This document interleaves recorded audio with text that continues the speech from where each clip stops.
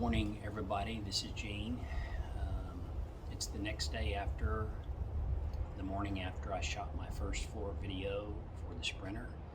For those that haven't seen that video or my other videos, this is a 2021 Sprinter 144 high roof. It's got the V6 diesel with the 4x4 package on it. So yeah, last evening I did a video, which I'll link to, of the wood floor that I'm putting in this vehicle. And this morning I want to go into more detail about how I built up the subfloor. And it's pretty detailed, but there's several key parts to it, and those are the main things I want to highlight. And then after I show you the floor inside the vehicle, I'll go through some of the tools and supplies and materials that I used to build this subfloor. So let me get the phone off the tripod, and I'll walk you guys through the main pieces of this subfloor. All right, here we go.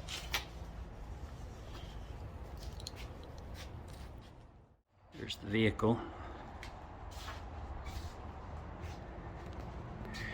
All right, looking in from the slider door. First I'll give you a kind of an overview shot here.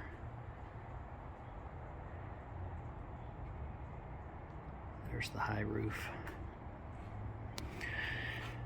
All right, let's see how to do this. I'll point out, we'll just start. I'll point out the main parts to it. One is the wood furring strips that I ran across here. There's about a dozen of them. They're roughly 12 inches on center, 10 to 12 inches depending. I had to make some adjustments along the way. The second key part of this is the Kilmat sound deadening mat for the floor, which you can see here. It's not under the wood furring strips, but it's in all the other slots. And by the way, I decided, everyone's different, but I decided to wrap both my wheel wells double, 2 layers. All right, the wood furring strips, the Kilmat sound deadening, and the final part is this Thinsulate insulation. Right here, it's made by 3M. I'm sure, you know, it's in a lot of videos on YouTube. This is, they make several different versions of it, and this is the thinner version that expands up to 1 inch, and there's a thicker version that I bought for the walls. It's, I don't know, I think it's 2 inches thick. But the thinner stuff here on the floor, it has a scrim on one side and the other side does not. That saves a little weight.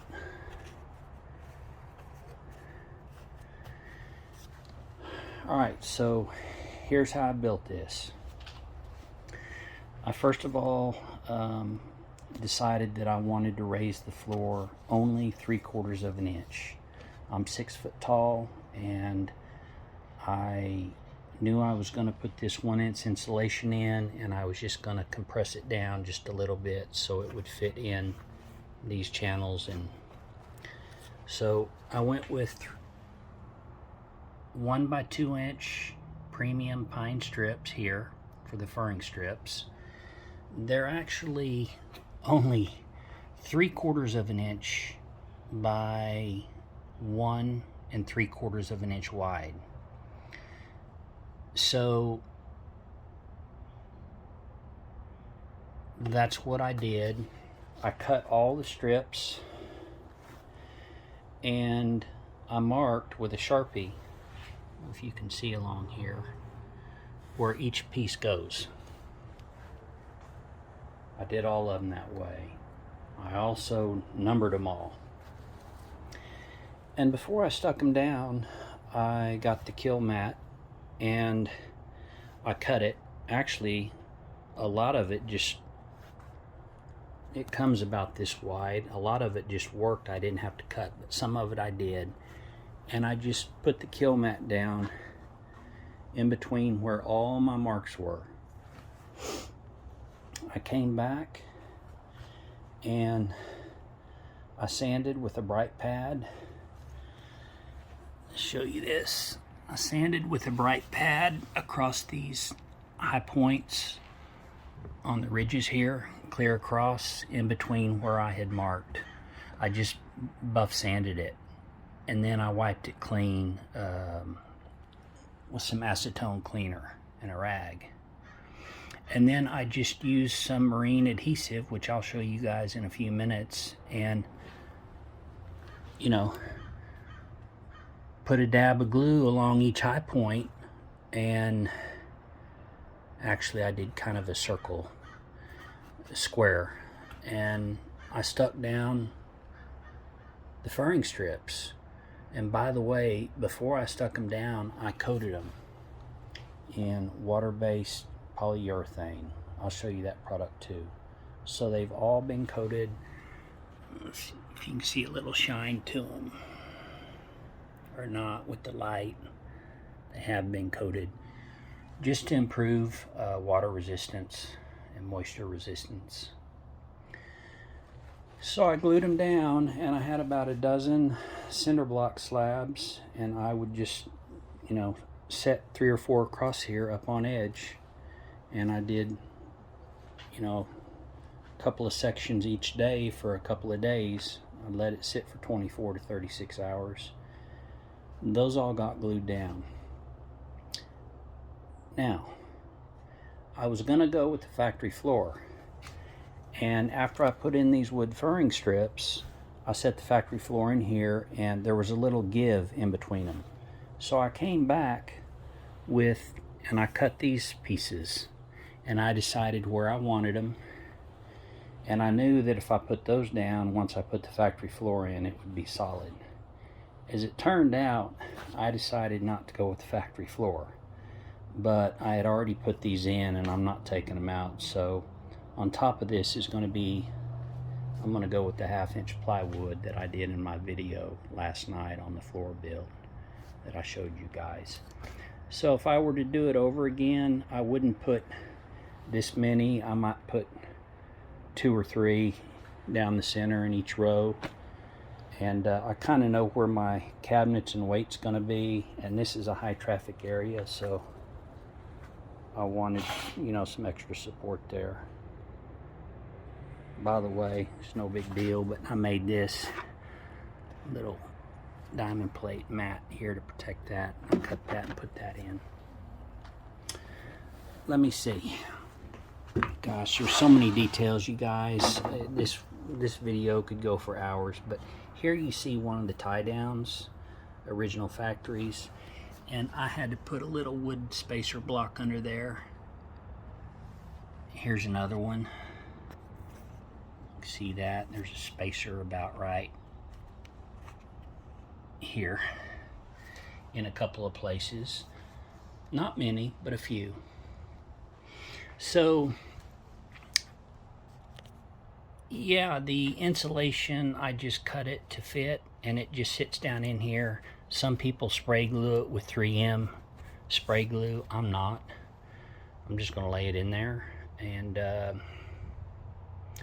I am going to put some, it's foam tape. It's kind of like a weather stripping type product. I am going to run that on top of all the boards here, just over where the wood is. So when I set the plywood down, it'll be quiet, and I don't want any, you know, any major noises coming from the wood. This is 1/8 inch thick aluminum. I put it across the sliding door threshold here. I'll give you a close-up of that. See that? And I'd have to put a tape on it. I want to say it's 2 inches wide, 3/4 of an inch high. It goes back there. The reason I did that is, and it's got, of course, a lot more weight to it than the pine, is I've seen several sprinters where they were quite a bit older, but whatever wood they had used here over time had delaminated, and it was really in rough shape. And I thought, I'm going to be coming and going out of this so much, I want that solid, so I did that. I don't think I've seen anyone do that on YouTube, but that's what I wanted to do, so I did it. A couple other points on the floor details. I know there's a lot. This is a, I said this is 1x2. This is supposed to be a 1x3, but it's actually 3/4 of an inch high by 2.7 inches wide. And I got this premium pine at Home Depot. I wanted a wider 2 3/4 inch piece here at this threshold at the front, because I'll be coming, you know, coming through there a lot. I also put one at 4 feet here, 48 inches. Get up in here. And then, so one up front at 48 inches. I put another one because that's how wide a sheet of plywood is, 48 inches wide. And then, I'm going to spin the camera on you guys. Then I put another one at 48 inches there. That's the edge of the second sheet of plywood. And then the final sheet of plywood goes back here. Reason I did that is I want the two edges where the plywood meets to have a wider base to sit on for support. There's another one in here right here, and that's actually where the factory floor was going to join that I showed last night in the video. And I ended up, since I wanted to cover my bases, that way I could go with either floor option, the factory or the plywood. If I had gone with the factory, I would have used this one here, because this is where the factory floor two pieces come together. But I ended up not using the factory floor, so I'm glad I had these wider ones in.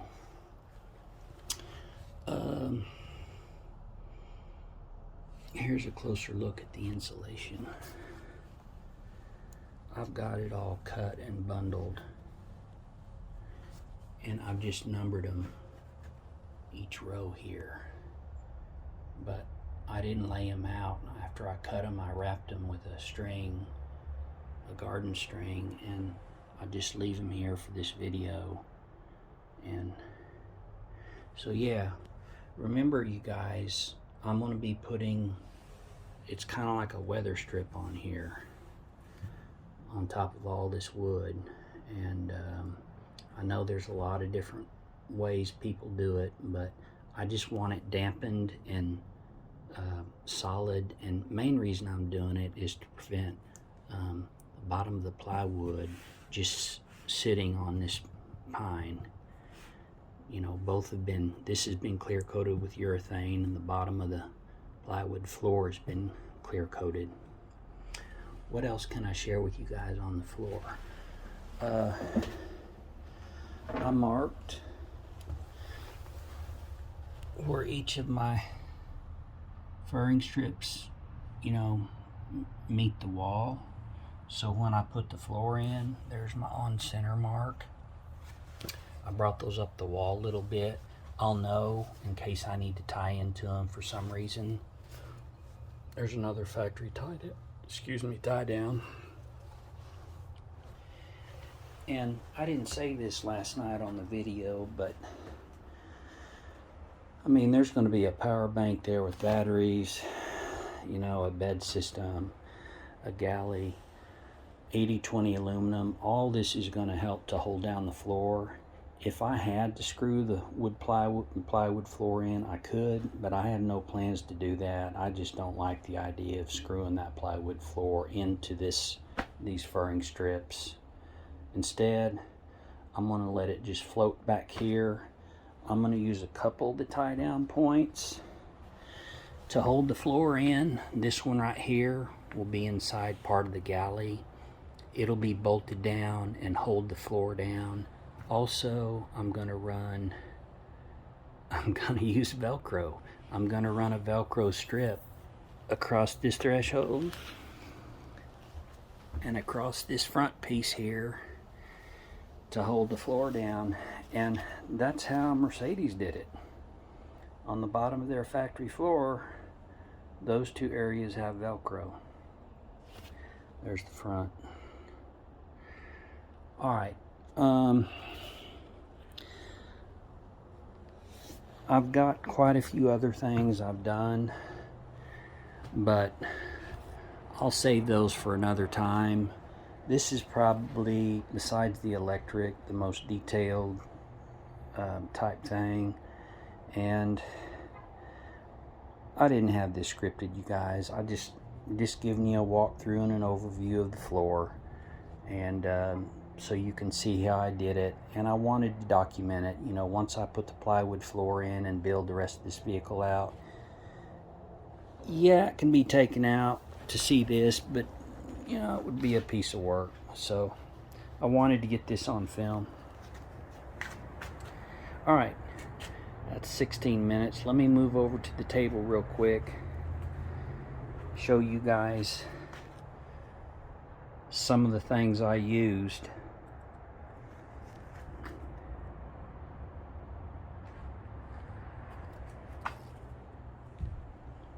Give you a better look. Oh, one other important thing I wanted to mention on all of this in my mind. I was careful not to have, I don't want anything against, absolutely against, you know, the metal. I've left 8-inch gaps in most places, and in some places an 1/8 or 1/4 inch.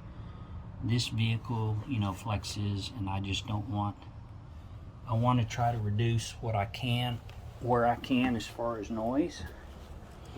So, and that's the same way I cut the plywood floor. All right, let me grab my coffee here, turn this thing around. I'll take you to the table, show you some of these materials.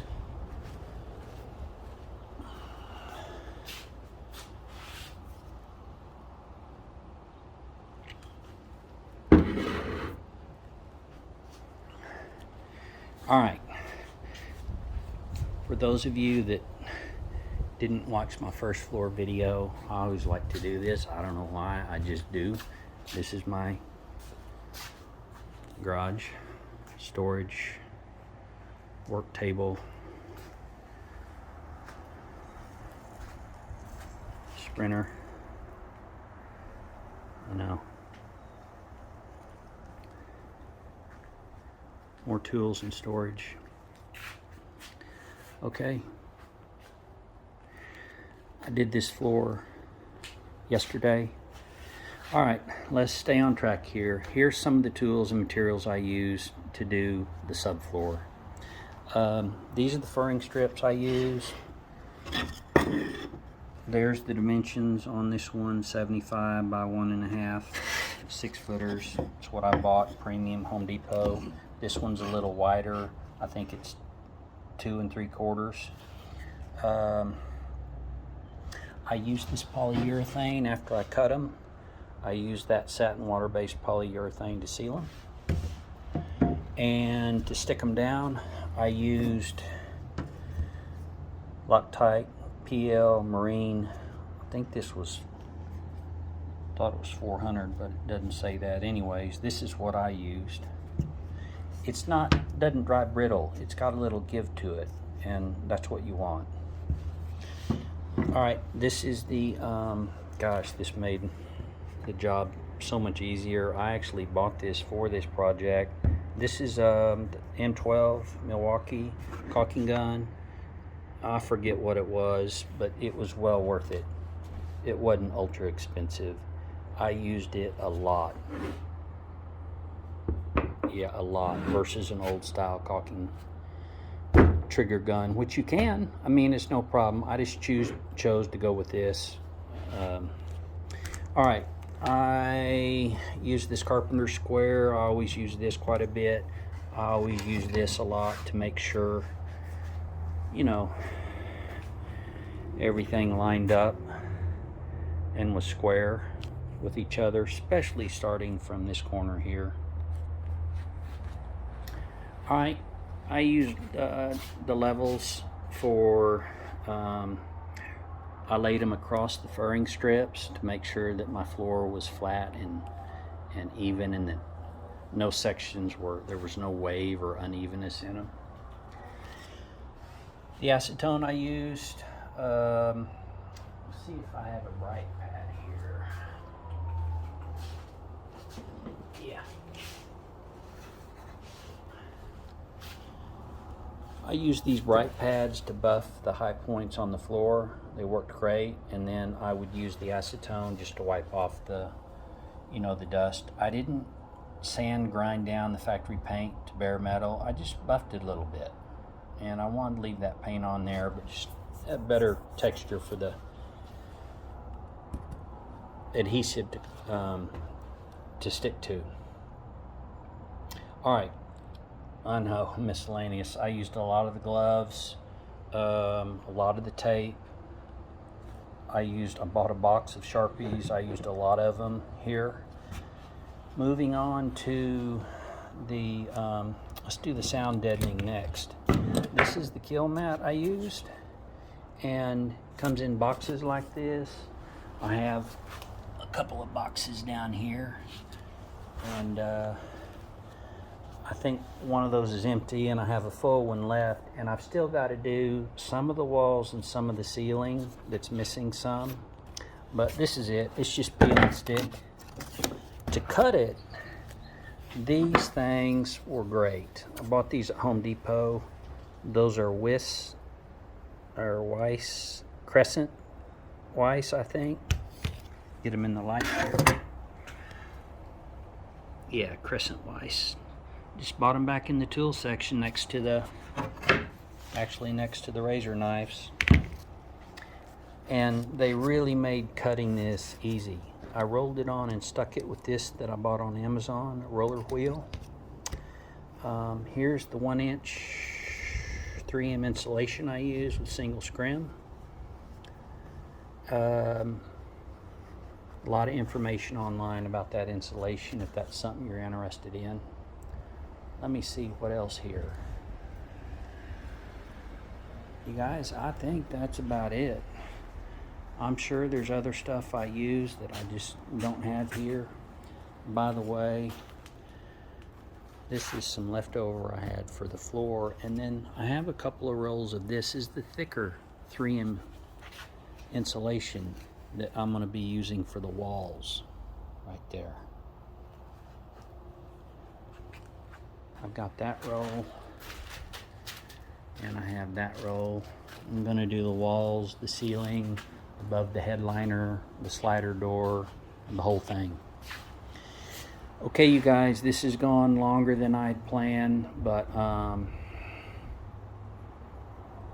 that's kind of a walkthrough of the subfloor that I built, the tools and some of the materials I built, and here is the 1/2-inch plywood floor that I'm going to go sand right now so I can put a final coat of clear coat on it, and that's the floor that's going to go on top of that subfloor. And if you haven't watched the first floor build video, there's another section to it. It's 3 sections. 1, 2, and then that's the front section there. If you haven't watched the first floor build video, I talk about the factory floor and why I decided to use it as a template and go with this plywood floor. All right, you guys, that's the Sprinter van floor walkthrough for today. I'll get this uploaded this evening, and once I get the final floor in, get it finished, I'll do a final part 3 on this. All right, you guys, Thank you for watching, and I'll see you on the next one. Take care. Bye.